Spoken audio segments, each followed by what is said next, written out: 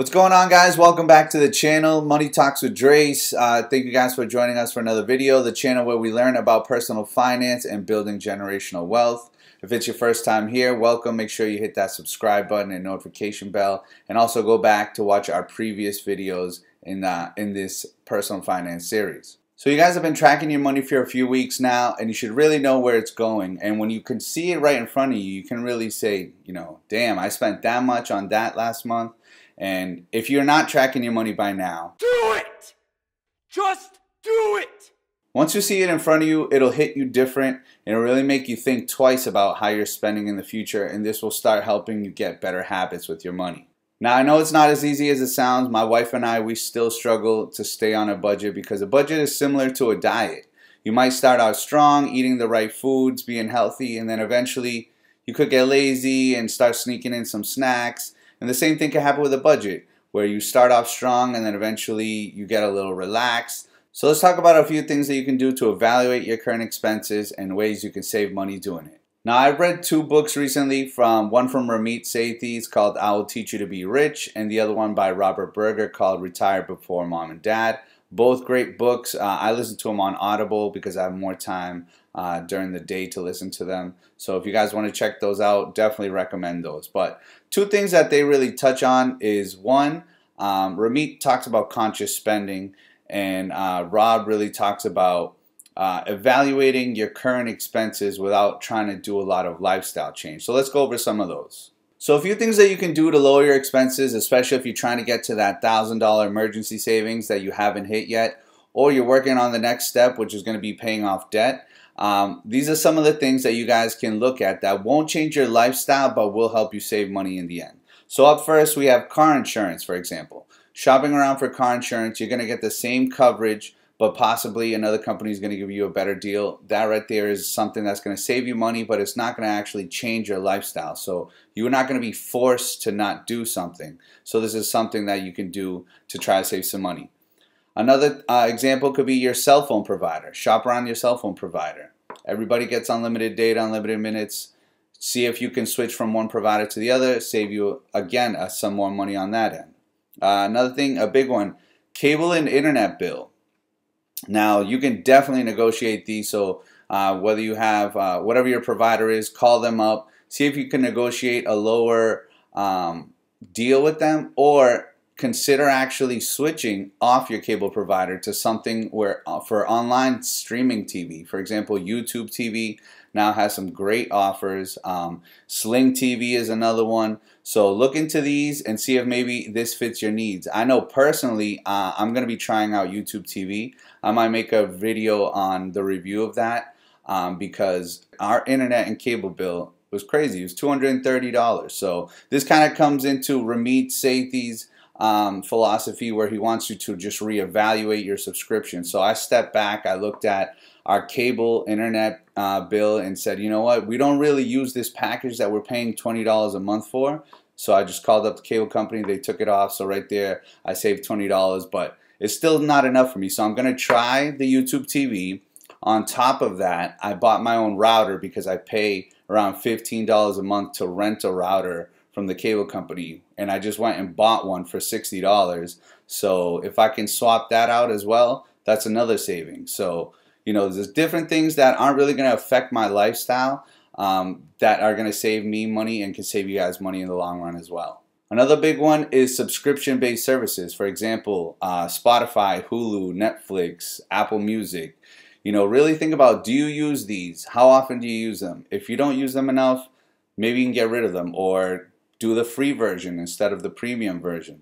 I know for myself, I know everybody has Netflix and they use somebody else's account, but at the end of the day, somebody's paying for that account. So I guess this goes to that person.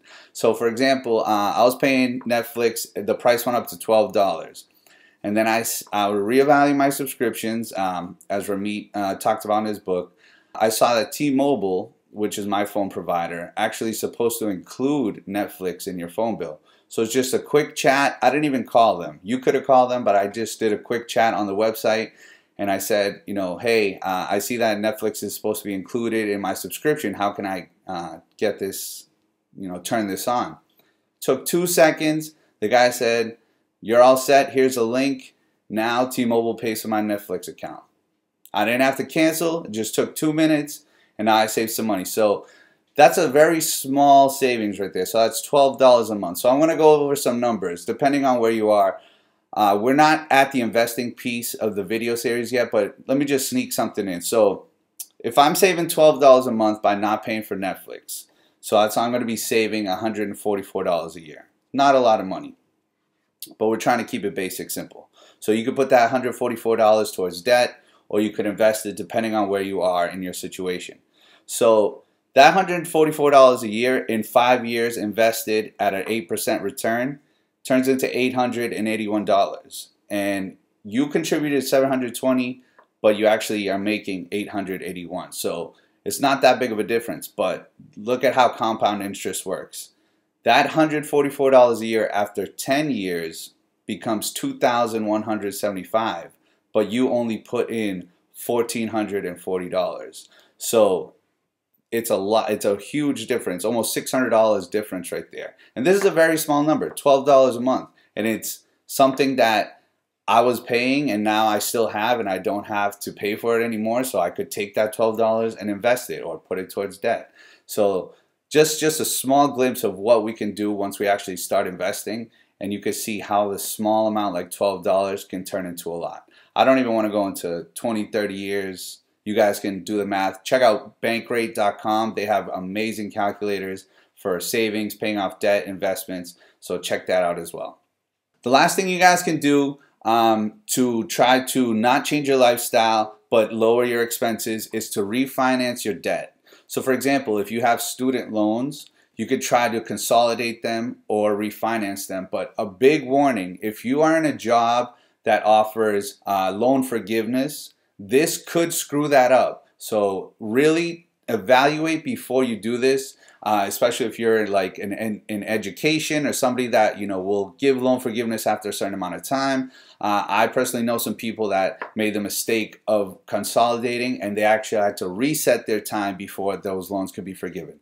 But if you're not in that case, shop around, see if you can refinance your student loans. And even so, let's stick with the student loans. Try to refinance your student loans, see if you can get a better interest rate, and that alone will save you some money as well. And the last one you can do is refinance your credit card debt, which is a huge one.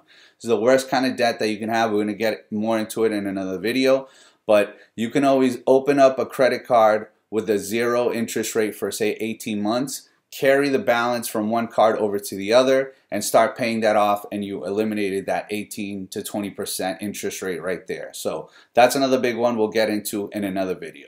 So again, guys, those are a couple examples of ways that you could reevaluate your expenses without having to adjust your lifestyle too much. Again, you can do a mix of both, which would be even better, but I know it's hard to just, stop going out eating, stop going out to the bars, stop shopping. You should cut back on those things, but let's reevaluate the big things that'll make a bigger impact in the long run versus stop going to Starbucks every other day type thing. All right. Thank you guys one more time for checking into the channel. Make sure you share this video with a friend if you think they'll benefit from it. Subscribe, hit the notification bell, share this on IGTV. We'll see you guys on the next one. Have a good one.